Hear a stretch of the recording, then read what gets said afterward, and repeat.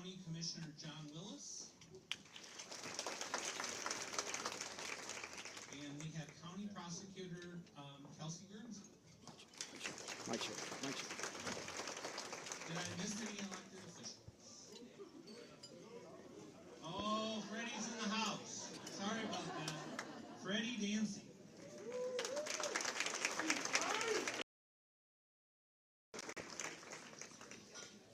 Thank you all. First, we would like to take a moment to thank our outgoing board members for their dedication and service. Their leadership has played a crucial role in advancing the mission of the Chamber and supporting our business community. At this time, I would like Molly Bolton and Stu Kale to please stand and be recognized.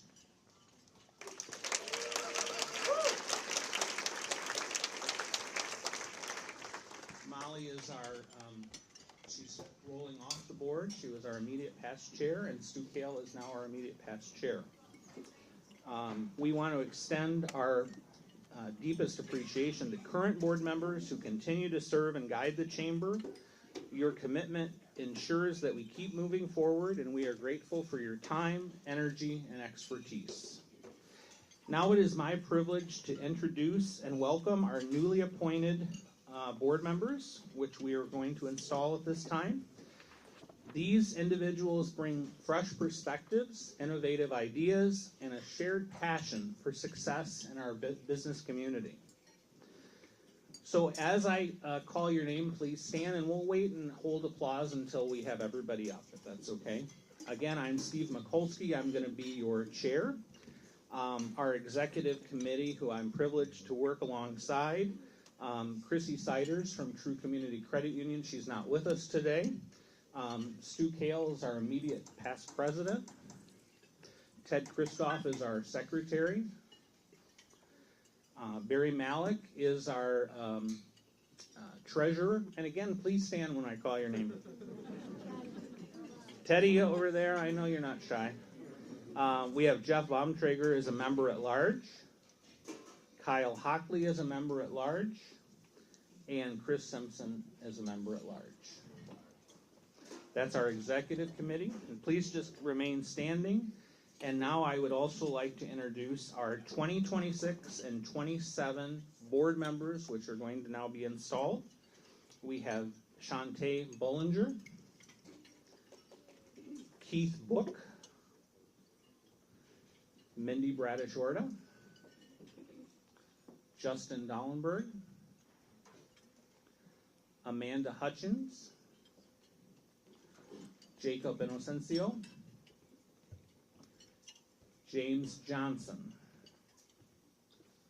Jordan Levy, Ted Ludlow, Alex Maston, Candace Lamberson, Katina McGibbon, Mike Overton, Sierra Stoyanovich, Teshna Thomas, Damon Tucker, and Robert Wilkie. This is your 2026 board. Please give them a round of applause. Thank you. You may be seated. We look forward to working with you and seeing the impact you will make in the business community in the coming year. And with that, I officially install you as the members of the 26-27 Board of Directors. Again, congratulations. Let's give them another round of applause.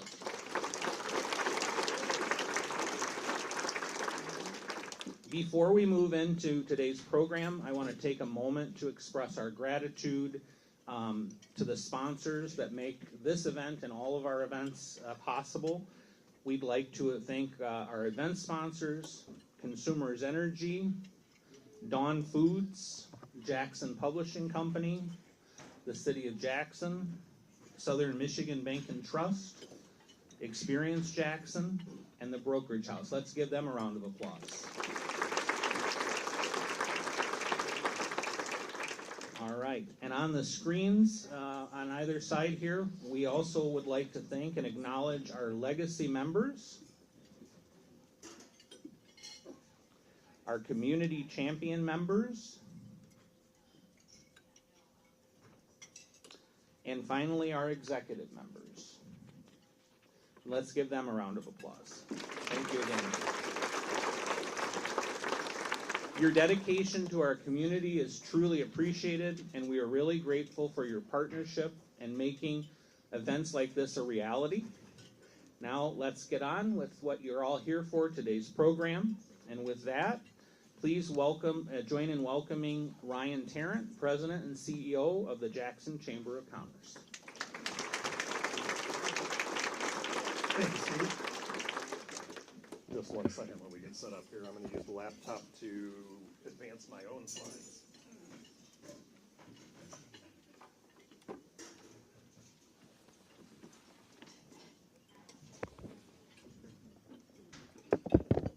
There you go. I got you, Sean. All right. So first, I want to thank our board. Without their visionary leadership, none of the things that we were able to accomplish in the past year would have been possible. And I want to give a special shout out to our staff. I know our team we've got some in the back. If you're on the team and you're sitting down, please stand up. And a special thanks to Rachel Buchanan. We're all here to unveil Drive Jackson. She has been a key part of that over the last year. I think the last year probably feels like dog years at this point. So just to kind of recap our last year, want to talk about a few of the themes and areas where the Chamber of Commerce has been involved. So in the area of advocacy, we continue to be a strong voice for our business community by taking part in an active role in a lot of the statewide coalitions, securing state and federal dollars for the community, providing data and research at the local level. Engagement. So those of you who were here last year, you remember this event had about 94 people. I think we're a little over that. We've seen about a 30% increase in our engagement over the past year. Ribbon cuttings. You see a couple of superintendents there at our Wake Up Breakfast. And Amy Hinchy, who works for Microsoft in Seattle, and Aiden Sova, who works at Google, joined us for AIQ to run an educational program for our members last fall. And then partnerships. I wanted to highlight the Experience Jackson partnership. Last October, we hosted an Irish Hills gravel race, so a 50-kilometer or 100-kilometer race, beginning and ending at MIS with 165 cyclists. We thought this would be regional, but we had cyclists from as far as Cleveland, New Jersey, Savannah, Georgia. Fast forward, now we've been accepted into the Michigan Gravel Series. So this year we expect to have more like 400 racers. And that led us to submit a bid for USA Cycling's Gravel National Championships. And happy to announce that we are actually hosting USA Cycling for their site visit as a part of that bid next week. So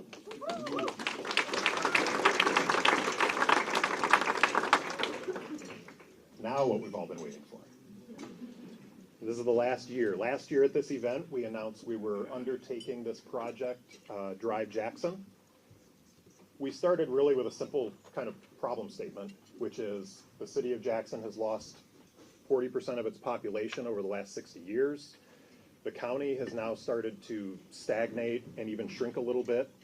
And not just that, we're an aging population as well. So we're getting older and smaller. That causes problems for municipal government, causes problems for workforce into the future. So on that aging front, you know, my family's doing the best that they can to try and combat that. That is Banks. That's our first grandson. If you ask my wife, he's perfect. She will tell you. She's sitting over here. So he's about 2 weeks old. And as we look at Drive Jackson, it's a 20-year county-wide vision plan. So in 20 years, he'll be 20 years old. What is Jackson County going to look like in 20 years? We want him to be able to go to college, to be able to live here, you know, whether it's a skilled trade, whatever it is, but be able to have that quality of life that we all have come to know and love here in Jackson County. So we started this process back in May with a 24-person key leadership committee. If you're on the key leadership committee, if you could stand up, a lot of you have t-shirts on. I want to thank this group for their work. Give them a round of applause.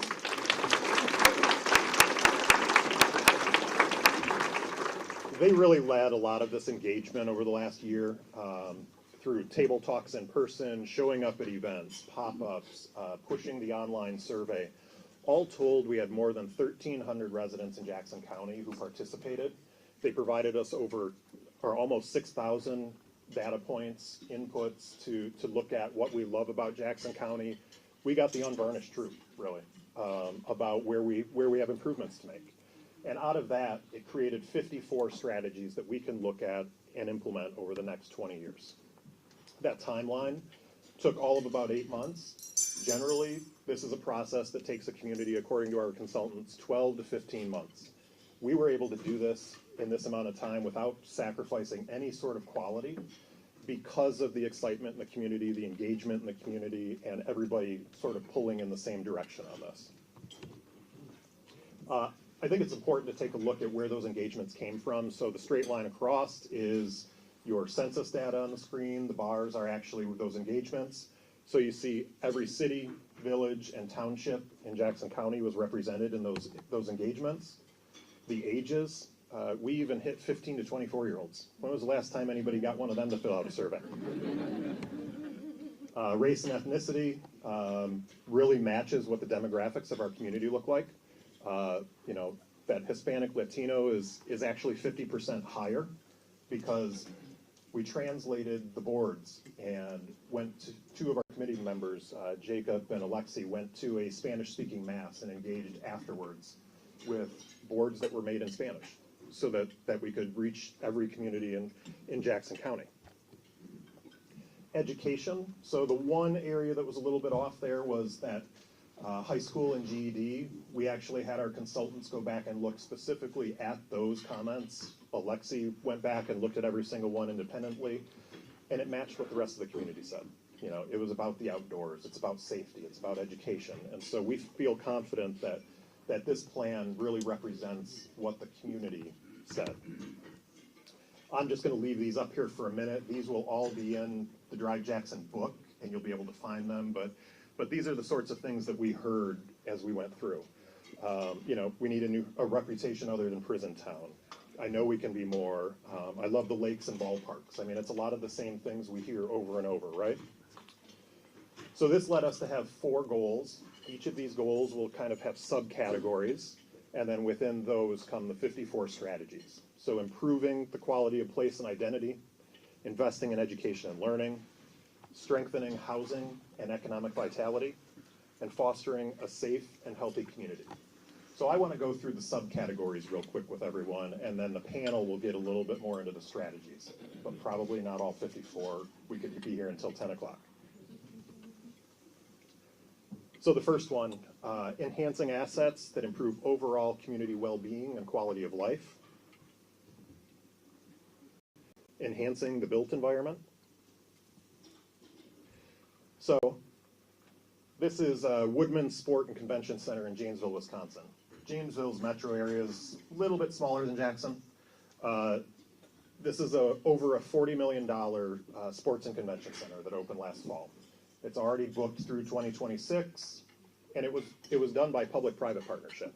So they leveraged local, state, and federal tax dollars, and about 20% of it was privately funded to create something where they now have a minor league hockey team and one of these sort of showcase built environment opportunities. Improving community connectivity and pride. You move into the education. There's 2 distinct subcategories here. Enhancing the quality of education for the youth in our community. And then also promoting lifelong learning opportunities for everyone. You know, we know that our educational attainment numbers are lower than the state and national averages here. So how do we start to move the needle on those things?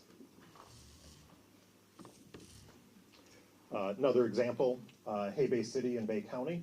So this is one that I had some familiarity with. It's a talent attraction, retention, and workforce development program. focusing on kind of that human connection and attracting people to the community.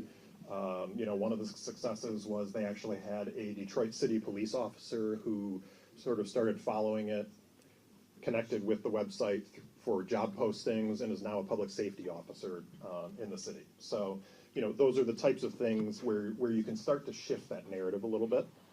We move into housing and economic development, enhancing the quality of our workforce, increasing housing diversity, and meeting the needs of all ages and income levels. And it's interesting, I didn't add the 100 Homes program here.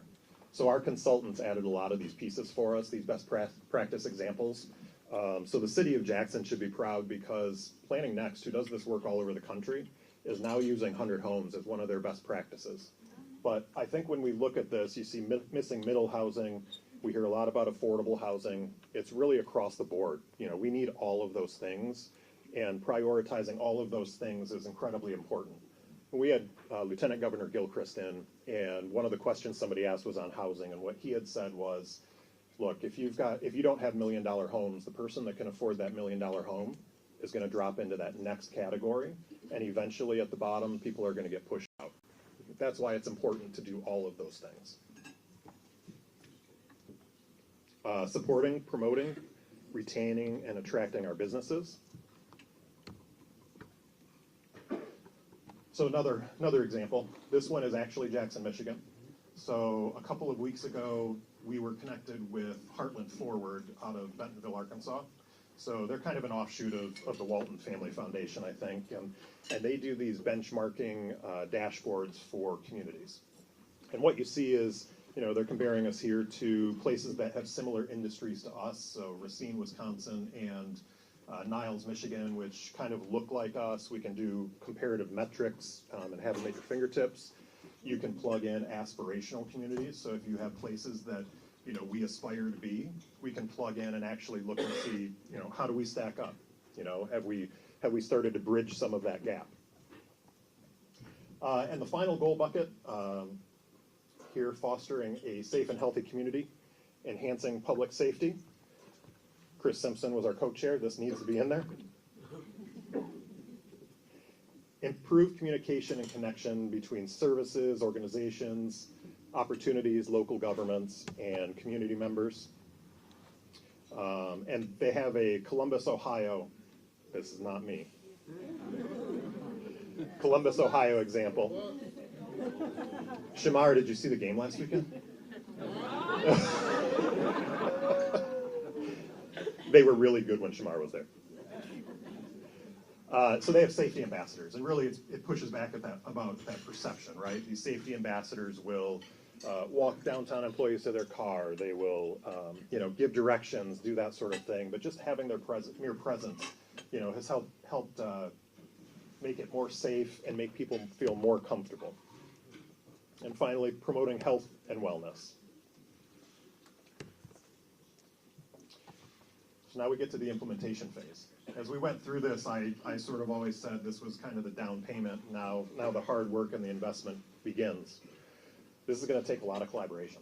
You know, no one organization can do it. That's why we have a panel up here to talk about some of these different strategies and buckets. We have to manage the plan. You'll hear a little bit more about that after the panel. We need to make sure that we're updating it and taking a look at it every few years. You know, if somebody put together a tech plan in 2005 and didn't update it when the iPhone came out, they probably didn't last too long. And who implements it? It's all of us. I mean, I see consumers, I see the city of Jackson, all of you here today are going to be a part of this.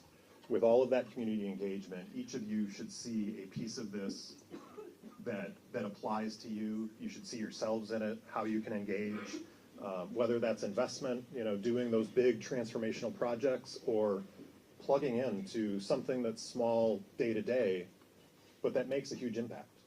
We can all be part of that. So, next, Alex, I'm going to turn this back over to you. I don't know what I have to do next with the computer. I'm good? Okay. So we wanted to hear from a few of our key leadership committee. And so we put together a video. Thank you, Stu Kale and Redwood Storytelling.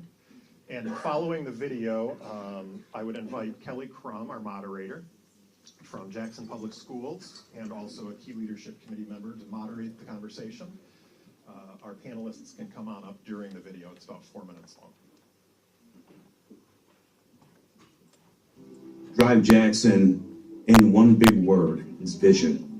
Where we've been, probably more important, where we're going. It was a fantastic process, a little grueling, but we had 24 members from every corner of Jackson. What do you want Jackson to look like in 5 years? In 10 years, you should see the glow in their eyes because they see the future, not just through the lens of seeing it, but through the lens of their kids, their grandchildren, their family. There are so many excited people in the community who have great ideas, who have great vision, who have great passion. But for so long, whether it's the nonprofit sector, education, small businesses, healthcare, so many of us have worked in silos or struggled to build collaboration. So now finally, for the first time, we've brought together all the different players to the same table. We've aligned vision, we've aligned expectations and understanding, and we'll be able to speak with a unified voice to engage in massive projects and revolutionize the community. I think what's made Drive Jackson so special and different for me is seeing that this has been very comprehensive. We make a concerted effort to include everyone from every piece of every township throughout the county and have every voice heard and making sure that we're focused on the future. The amount of community that's come together to be able to put their input into this plan has been extraordinary. So hearing all the different perspectives and be put into one strategic plan is great. When you look at the population decline in the city of Jackson, when you look at the stagnation, and we see other like counties growing, and we're kind of stagnant, that certainly was a key indicator for us to do something. It's one strategic plan that all partnerships, efforts to make Jackson a better place for future generations, and that more people want to be in Jackson, work in Jackson, and be a part of the community. 20 years from now, I'll be 43 and hopefully have some kids. I'm excited for their opportunities in Jackson just to grow and just having opportunities for them. And I'm really encouraged by the energy and enthusiasm that I see.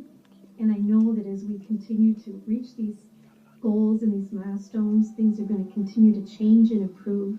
And we're going to leave this community better than we all found it. You know, I'm an Army man, so everything we do is in a plan. Everything. And that's the easy part. It's putting the plan together. It's work, but it's easier. The hard part is in the execution. It's going to take some work. It's going to take some dedication. And it's going to take passing on to our youth to help us. I think we can get there. But again, the hard part is the execution. And it's also the fun part.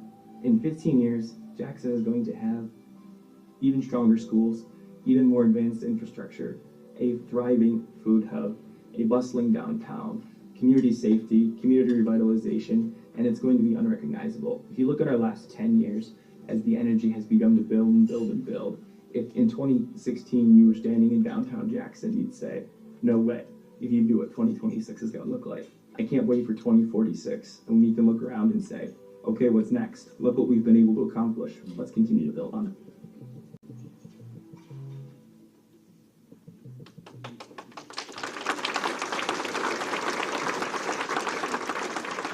Thank you.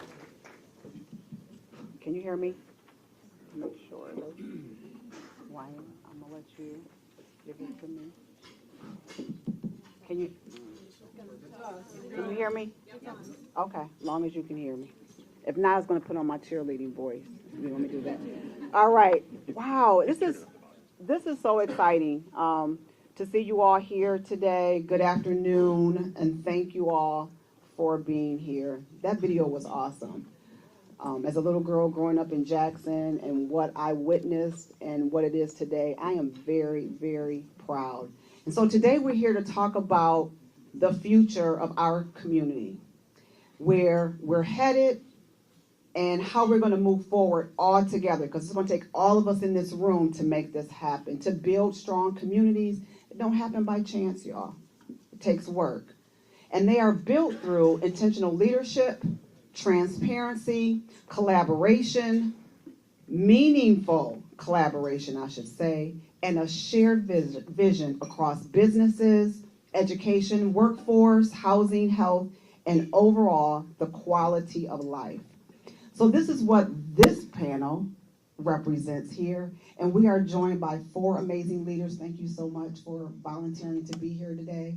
And I'm going to be very nice as your moderator, and I know I have a time limit, so I'm going to make sure I pay attention. First, you've already heard from our president and CEO of Jackson County Chamber of Commerce, Ryan Tarrant. Next to Ryan is Misty Schulters. She is the Deputy Director of Michigan Works Southeast. Marcia Gaborowski, the Director of Economic and Community Development, Accelerate Jackson County. And we all know Monica Mosier, President and CEO of Jackson Community Foundation. Thank you all for being here and for your leadership that you bring to our Jackson community. So today's conversation, short conversation, is going to focus on the Drive Jackson strategic plan. That's why we're here today. And how the organizations that you all represent align and support the goals that we have. So I'm going to give each panelist a few questions, maybe 1 or 2 that they're going to answer, and hopefully that will give you some insight on what their organization is going to do. But I think the most important part of why we're here is that we need to hear from you. I was part of the Drive Jackson, so I went around and got that information, and it was very insightful for me to hear what we have, but what we don't have either, and what people want to see for Jackson. So there are some QR codes on your table. Hopefully you see them and can find them, where you can place your question in there, and then I will make sure that I hopefully can read, if not all the questions, most of those questions. All right. And if that doesn't work, then I'll walk around with this mic with John Willis to help make sure that we get some questions. All right, Ryan, I'm going to start with you. My question for you is, as we talk about Goal A, which is a focus on quality of place and identity, talk about talent and workforce.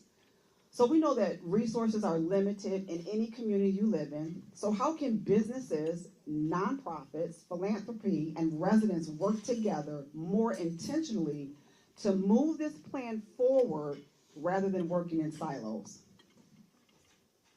Well, first of all, you see me up here in a t-shirt, and when we did our prep call last week, Monica and I agreed that we were both going to wear our t-shirts.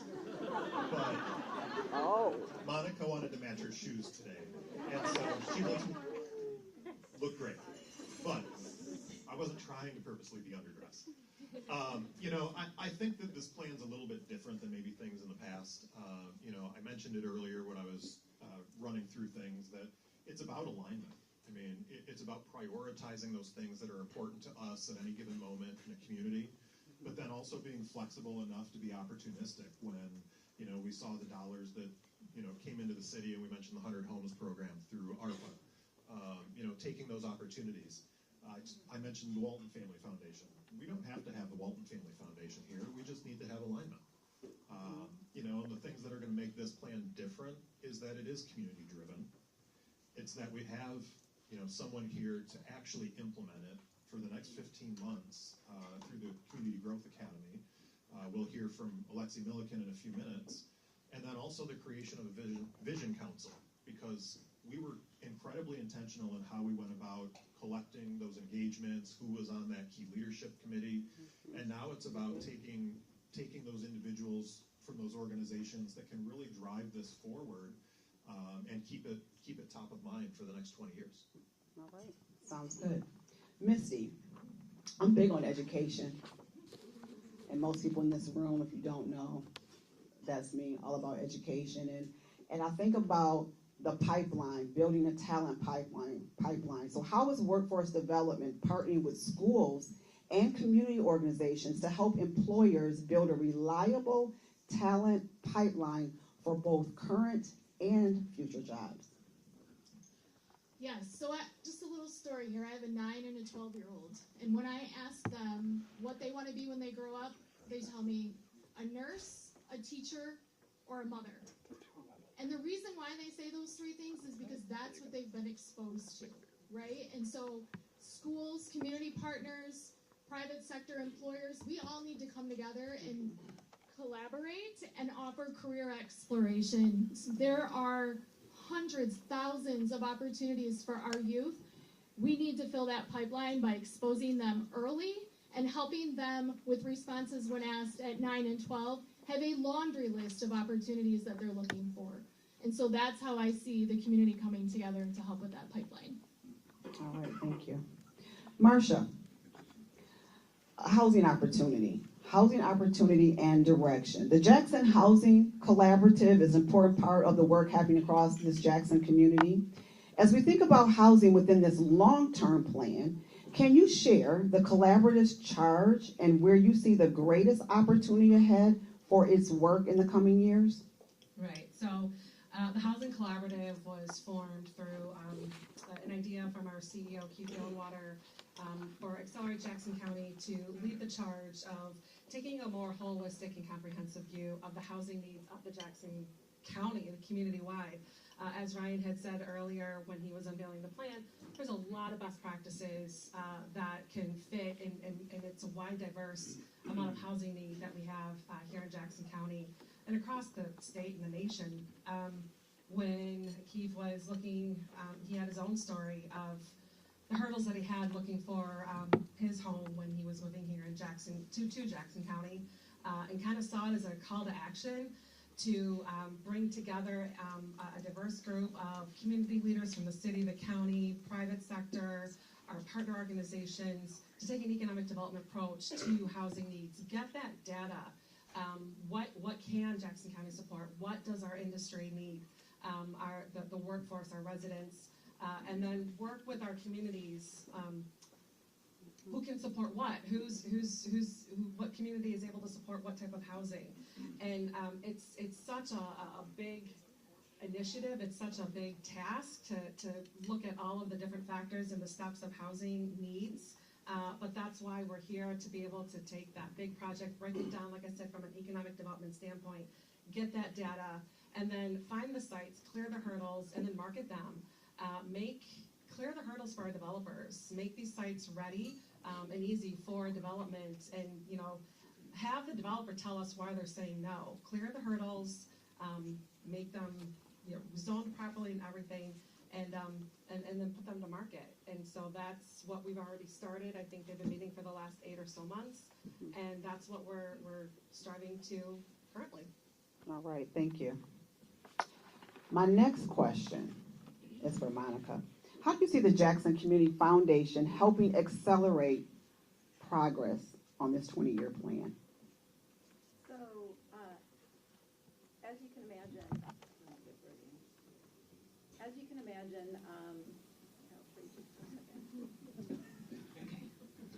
you can imagine, the Jackson Community Foundation priorities touch just about every part of this plan. And we are one foundation of many here in the community, and we often get together and collaborate. We just tackled a very large project together in the last few months, and we almost have it across the finish line. But I think our role is really that convener and collaborator, leveraging the resources that we have and the partners that we have. Like, often the social sector is seen as a separate sector. All of the nonprofits generally cooperate and collaborate together, but often who's missing at the table is government and business. And so this plan is going to need to take all of us, and the Jackson Community Foundation can help. And along with the Chamber, I mean, we're working together, the Chamber, Accelerate Jackson County, and the Community Foundation. We honestly, in my history of being a leader in this community for almost 30 years, I don't know that we've ever linked arms the way we have just for the Drive Jackson plan. So I can see us really successful because we have this understanding that it is going to take all of us, and we're going to step up and play any role that we can, whether that means having a pool of funding that we can all chip into to get some big stuff down. Maybe it is leveraging other foundations to get projects across the finish line. So we're really super duper excited about the future of Jackson County. All right, exciting, thank you. So I'm going to pivot to some of the questions I have because I want to go right to the questions that you have out here in the audience.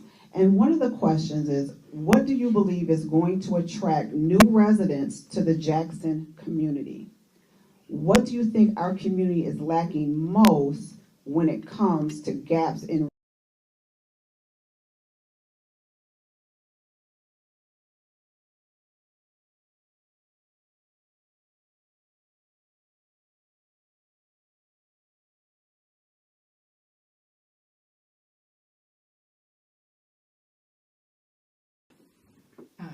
that are barriers to why we aren't as successful as we could be. And one of those is access and navigation. That is something that we can do. We can increase access to programs and services. We can help our own residents navigate those things to be successful. And so, this kind of falls under foster a safe and healthy community, but really it's in any area that you can think of, whether it's finding housing or finding after-school programming, or it doesn't matter, mental health services. And so as a community, when we know better, we can do better, and we can connect people. And I think that access is a really big part of the plan. Thank you. Ryan, you going to speak to that? Sure. Okay, then I have a question that's directly for you after that. Just kind of building on what Monica said, she mentioned housing. I mean, it's things like the east side of the county having issues and capped out on what they can do from a wastewater perspective. New builds can't go in, and so right now we're working with Representative Schmaltz's office on some state spending in the budget next year to help with that with Leone and Napoleon and some of those other municipalities. Housing's affordable in Jackson County in comparison to places like Washtenaw. So, as people get priced out of Washtenaw and start moving in, it's important to kind of get to the root cause of some of those problems that we have now and to get ahead of it. The other part is last year we took part in a public opinion survey and asked statewide, what's the first thing that comes to mind when you think of Jackson? And unprompted, we left it open-ended on purpose, 45% said Prison City. Surprising no one, right?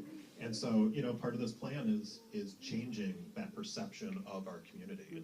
And, for us, we're partnering with Storyville, which is kind of, human-centered marketing that we're pushing out. You may have seen some. We've done some in the Village of Brooklyn, some in the city of Jackson that have posted on Experience Jackson's social media pages. And those are the types of things, those reminders of how great the people are here, and then working on the places where we need to. Thank you. We got one more. No, go Real ahead. quick, No. I just want to add, I think opportunity brings folks to a new community as well. And so when you think about opportunity for all of these things to be possible, jobs, right? Jobs bring hope. They bring that opportunity. And Jackson just this week had over 850 job opportunities on the state's labor exchange, right? That's a lot. great. That's significant. And what we're seeing is it's not so much a lack of opportunity, it's a skills mismatch. And so working with the community organizations, the businesses, and our higher education to align those skills to that opportunity so that we can bring residents to Jackson and drive us forward. Thank you. And I think that you might have answered part of this question, or could have been all of it, but people want to know what is being done to encourage private and small businesses to locate to Jackson, but just not to locate, to stay here, or existing businesses, right, to stay. What are we doing about that problem that is here? Well, that absolutely feels like economic development to me. I'll jump into that. I mean, at the core of what Accelerate Jackson County does is we are here to support our existing businesses, see our businesses grow, and then attract new businesses. One of the initiatives that Keith had launched last year was, in order to do that, and it's not a local problem, it's a statewide problem, we need sites. We need sites that are ready to put a shovel in the ground when we hear a local business saying we need to bump out our building 30,000 square feet more. We want to locate. We want to put a shovel in the ground. We need sites that are ready, that have the infrastructure, that are zoned properly, and are ready to go. again, it's about removing those barriers and making that site attractive for the business. And so we've partnered with a national site selector firm, and so site selectors are the consultants that a business will hire to make their location decision for them. They will compare sites across the country. The business will give them, these are the 50 things that we want in the community that we want to locate, et cetera, et cetera. And those are the people we have relationships with. Those are the people that we travel across the country, we meet with. And so giving that opportunity and getting the data, the perspective from a site selector saying, here are 30 or 40 sites across the county. Tell us which ones we should focus on, which ones are the lowest hanging fruit. And so we're going through that exercise right now to see where we can, again, prime these sites and really market them and, again, take away the barriers. And then that also includes a couple of sites that are, it might take 10 or 15 years to clean up and to make ready for a project, but you start somewhere, right? And so that's one of the things. It's getting those sites ready. But then also our retention visits. It's making sure that we're connecting with our businesses, we're hearing them, and that we're again, just like with what Marta had said, being a connector and a convener with our businesses and the community partners that we have. The one other piece that I'd add to that is, I think, you look around at the news media, you look at social media, it's like anytime you hear economic development right now, it's a dirty word. And I think for everybody in this room, we need, to make Jackson a better place, we need Accelerate Jackson County to be successful. And so for all of us to be able to start educating people a little bit on the importance of economic development in our community, how that impacts everybody's lives, it's new jobs, it's retaining the jobs we have and the businesses we have. And I think, from a chamber perspective, I mean, this came up in a couple of the calls on Drive Jackson was, we can do better making sure that we're communicating that out to the general public. So, Misty, many employers are focused on retaining and growing their current workforce. How does Michigan Works support accessible training and continuing education so businesses can stay competitive? Yes, that's a great question. And so there are a slew of different programs and services that Michigan Works can provide. We are state and federally funded, and oftentimes those dollars, they allow us to offset the costs of onboarding a new hire with an on-the-job training.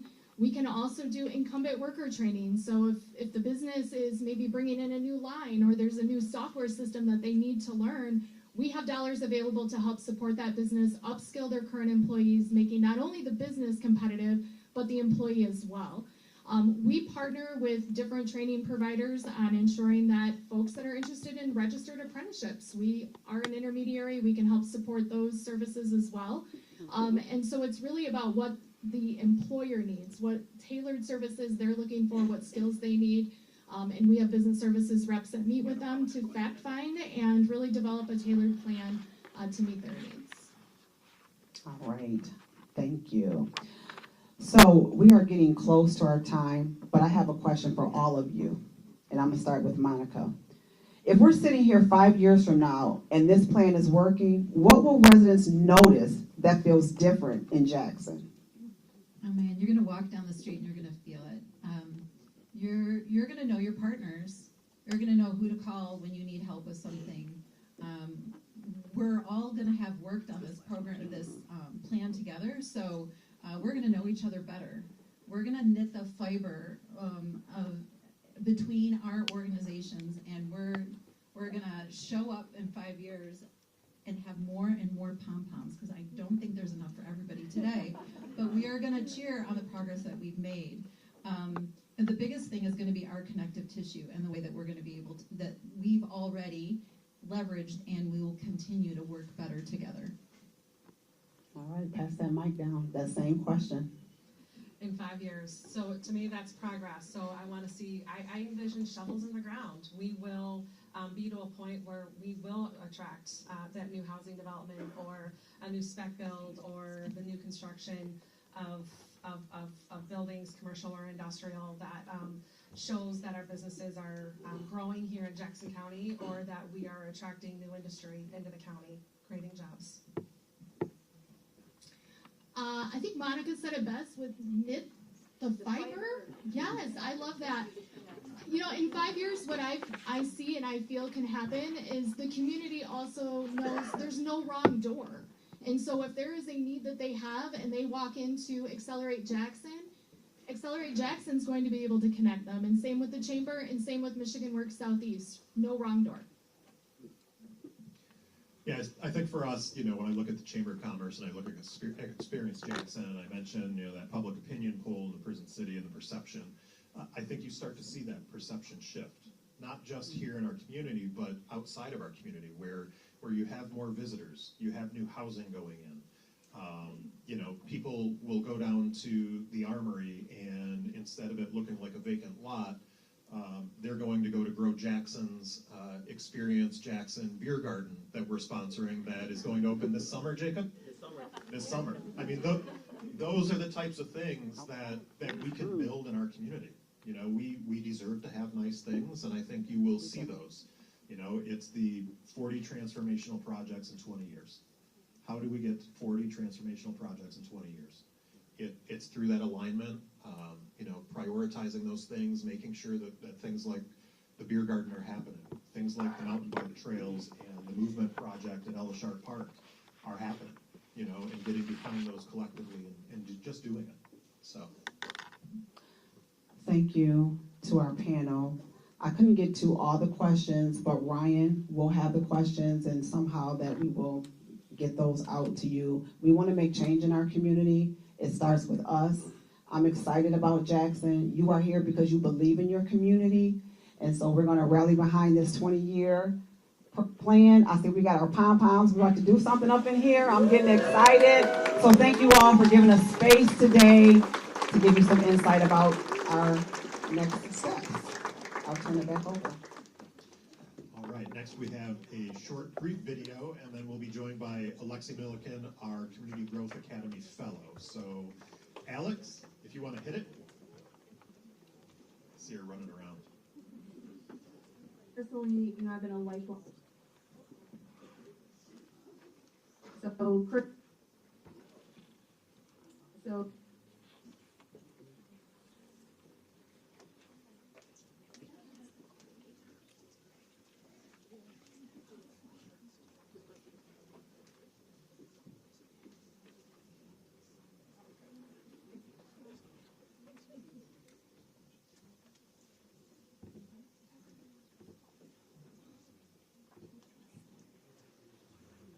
I don't know how to work it.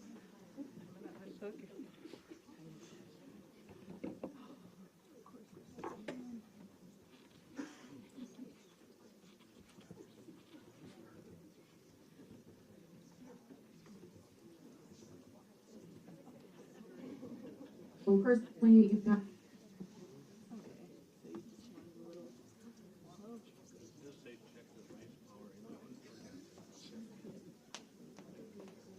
So personally, you know, I've been a lifelong Jacksonian, and I have watched our community grow and shrink at different times. And I think the last several seasons have been about growth, and it's been pretty cool. And I think this is actually a culmination of that. And so, you know, when you sit here and you live here and you eat, sleep, work, play here, you just want to continue to see the growth. And the futuristic and the strategy behind this plan, you just can't not get behind it and be excited about it when you live here. Professionally, you know, as being part of True Community Credit Union, I would say that, you know, we have a mission to cultivate legacy-defining moments for people and the places that we serve for generations to come. These are the people, these are the places, and that's what the plan actually gets at. Is how do we make it more than just about placemaking, but how do we make it also about cultivating legacy-defining moments for people? So I think that, you know, if it touches you both personally, professionally, I think that it is our responsibility to step into a place of giving our time, our energy, our heart, and our dollars to make Jackson a better place.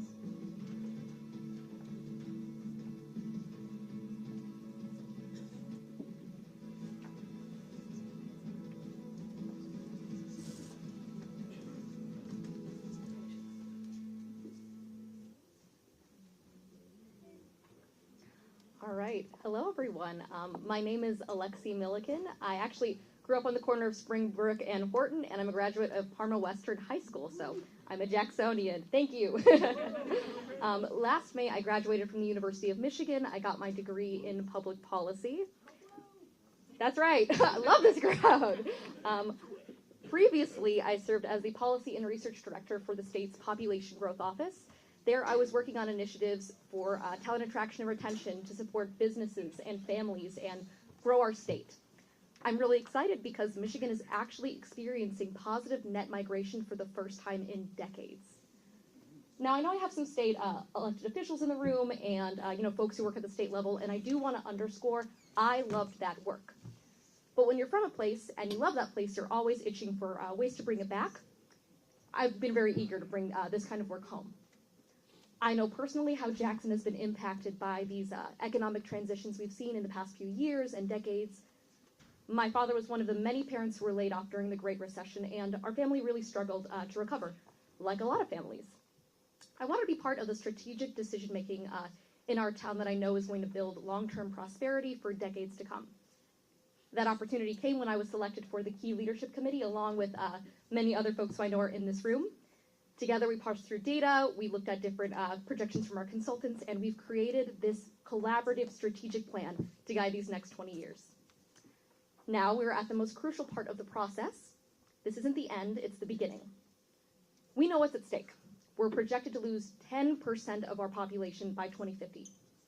Think about all the people that you know. Think about all the people that means that you would lose in your life, neighbors, family, friends. But projections are not prophesized. They are a warning about what happens if we don't change anything. Luckily, now we know exactly what we need to change, and we've got some great ideas that we heard earlier about how to make those changes. As I said, the question now isn't what do we do, it's how do we do it? And luckily, that's where I'm excited to come in. As a part of the state's Economic Transition Office, Jackson has been selected for the Community Growth Academy.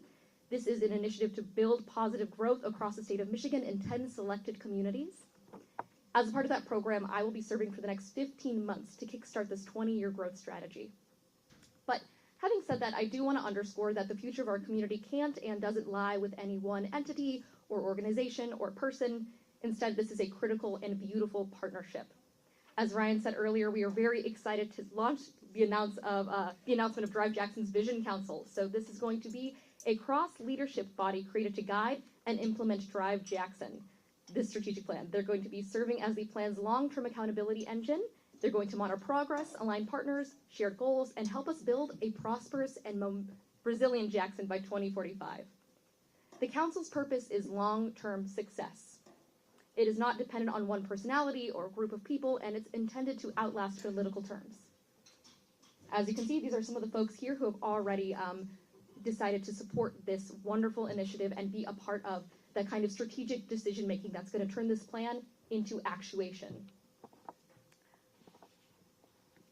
And I would like to actually invite those members who've already said yes to support this to stand up at this time, if there are any folks in the room. Let's have a round of applause.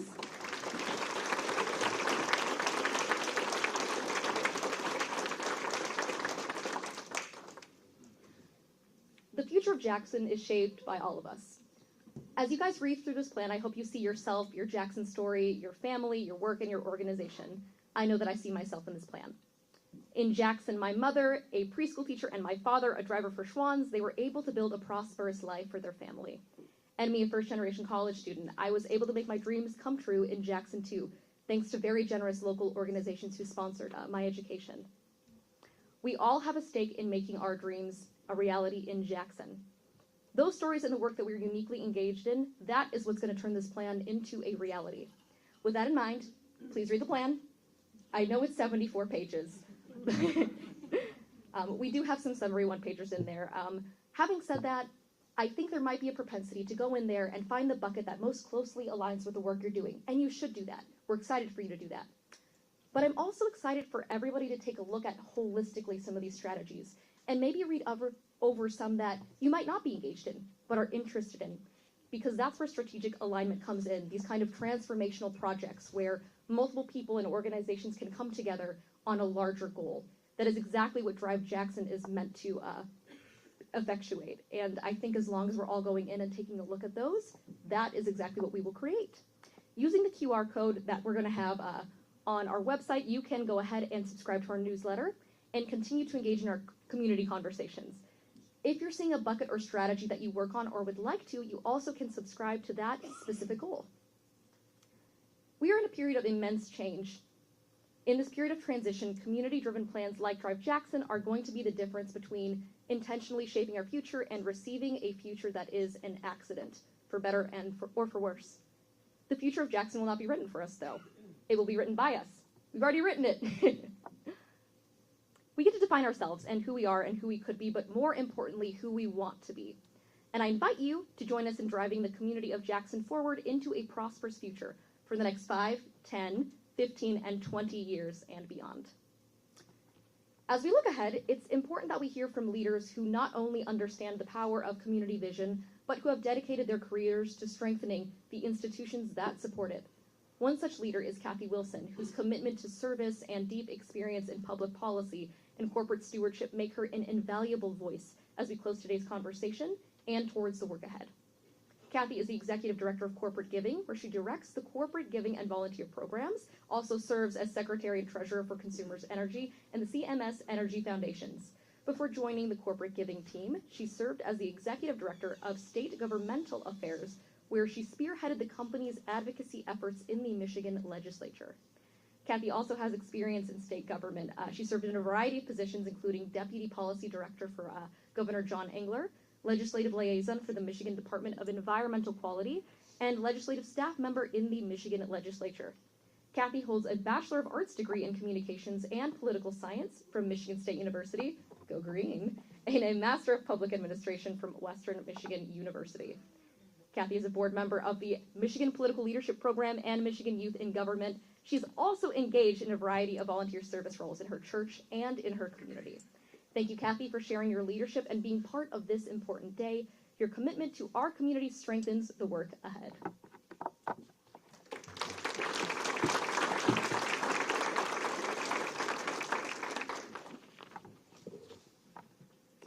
Good afternoon, and it is really a pleasure to be here. I feel the energy. I was excited once I got to read the report. You're going to love reading the report, and I'm even more excited now.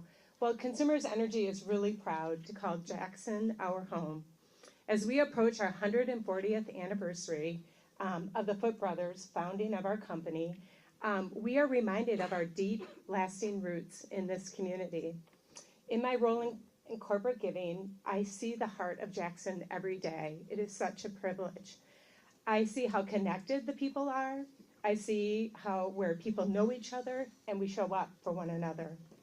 What I noticed right away is what is also comes out in the report is we have that small town feel, but we have the assets of like a big city. Like we have the higher education institutions, we have arts and culture, we have outdoor recreation, we have so many great unique restaurants that add to the character of this community. It's on these values and foundation that the Drive Jackson plan is built. The plan is a blueprint that you heard is written by residents from across the county, all corners, not by outside consultants. And as you heard today, it exists because people have spoken through 1,600 meetings, over 70 meetings, 1,300 individual responses, and over 6,000 inputs of information. This is no small effort, especially when you consider the time that they took in an accelerated way to put this all together for us. It is a signal of ownership, and it reflects a shared belief that Jackson County's future is worth planning for together. The data presented today also outlines some of our challenges that we face. I'm shaking. Sorry, that's a distraction. The data makes our challenges clear, but they are outweighed by this community's determination. Across Jackson, I see a vision for possibilities and a readiness to support the strategies that help people stay and families thrive and talent choose to live, work, and play right here in Jackson. What matters most now, that you've heard also, is that making sure that we all work together and follow through. Now, Consumers Energy operates what we call a triple bottom line: people, planet, and prosperity. And it all starts with providing affordable energy for Michigan. These same foundational principles run through the Drive Jackson plan, from strengthening neighborhoods and supporting families, to protecting natural assets, and to fostering economic opportunity. And that is why Consumers Energy is proud to serve on the Vision Council, and we are committed to doing our part through our triple bottom line lens, especially right here in our hometown. And everyone here in this room also holds a part to execute this vision. No one person can do everything, but every person can do something.